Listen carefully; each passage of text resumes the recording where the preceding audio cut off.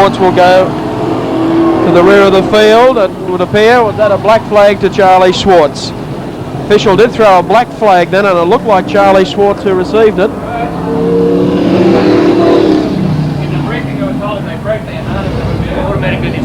According to Peter Gerbil, the racetrack promoter, all drivers agreed that if they broke their harness, that is if they took their harness off during the final and stepped out of the car, they were automatically disqualified. Charlie Swartz did exactly that and has been black flagged.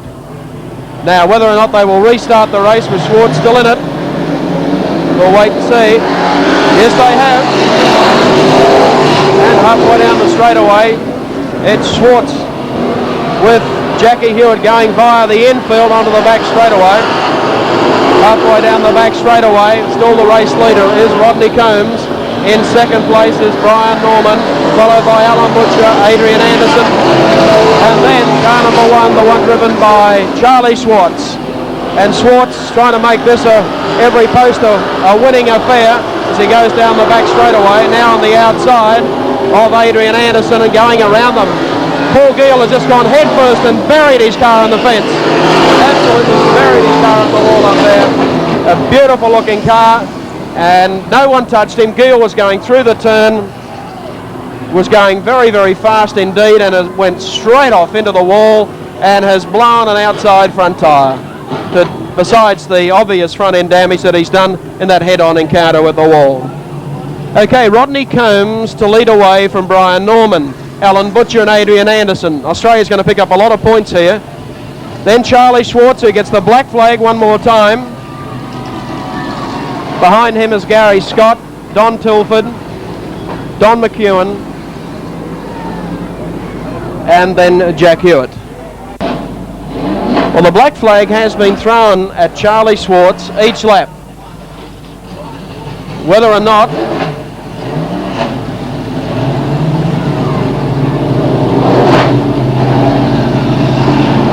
Swartz will obviously have to face the consequences a little later on.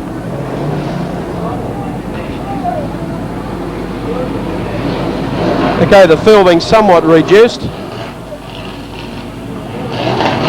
But still, we're going to have Rodney Combs to lead away from Brian Norman. Getting ready for a restart now. And they're racing. The race leader going down into the bottom corner. Right behind him, Brian Norman. Then Alan Butcher going through with Charlie Swartz in pretty close company. Then Don Tilford further back with Hewitt going around the outside of Gary Scott. Then drifting out very high indeed towards the safety fence area. Going straight away. And the American Camaros are running 1-2. Combs has started up the front of the field. Swartz has started at the rear. Jackie Hewitt has moved up also in company with Gary Scott as they go down the back straightaway. And they're running pretty close indeed. Hewitt is out against the wall, crashing into the safety fence, and has hit one of the other American cars, the one driven by Ed Wilbur, after whacking the safety fence up in the top turn. So Hewitt, who looked like he had every chance of maybe even catching the front running cars through a wild outside loop up against the wall, has managed perhaps to put himself out of competition. Now the black flag is about to be given to Charlie Swartz officially. He has been told that he has been black flagged early in the race. He has either ignored the black flag or chooses to want to continue to race, which I don't think the officials want. Must be said in his credit though, he's come through from the back of the field. Combs still sitting in his car, becoming somewhat perturbed as to what has actually happened.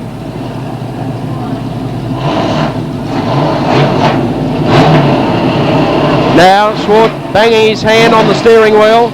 We'll wait to see if he puts his helmet back on again. No, he throws it around and starts fighting and has hit one of the officials by the look of it.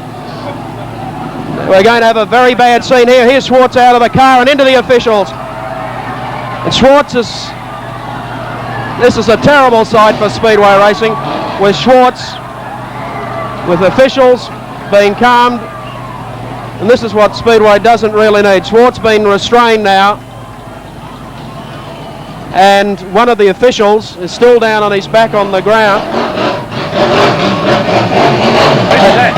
Coombs has driven right over. And now we have one of the other American Coca-Cola team drivers has come over, Jackie Hewitt, to try and we have one of the officials has been injured down here on the edge of the infield. And a very hot situation with Charlie Swartz. Jack Hewitt is now trying to hold back Swartz. We also have an argument has erupted on the infield with one of the pit crew members who was about to be someone about to be erupted and thrown bodily over the safety fence and told to leave the grounds. And I wouldn't argue, fella, because I think he's about to be hoisted over the second fence.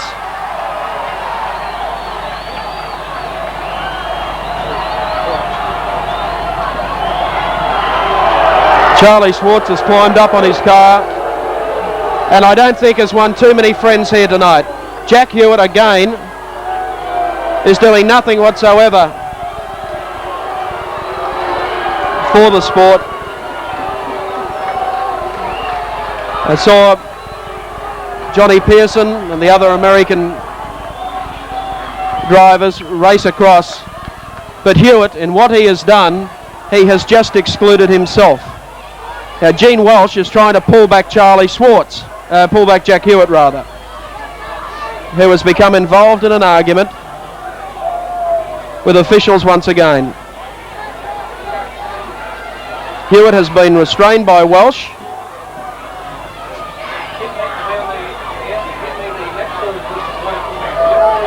Meanwhile, the regulation about untying your harness seems to have gone out the window because Alan Butcher has just climbed out of his car and is making some adjustments to his engine. Brian Norman has broken his harness and is standing up in his car.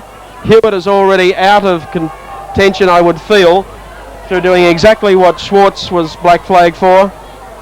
And one of the officials who appeared to be injured as a result of the ensuing struggle there with one of the Americans is still being treated on the edge of the racetrack. Talking to Peter Gerbiel, the promoter, in the interest of safety,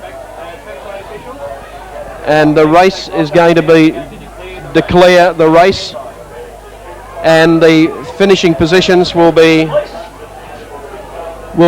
given in just a few seconds' time.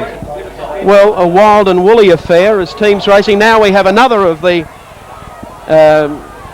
people who want to become involved. For the price of admission, they want to be heroes. And this time he also is being helped back across the fence.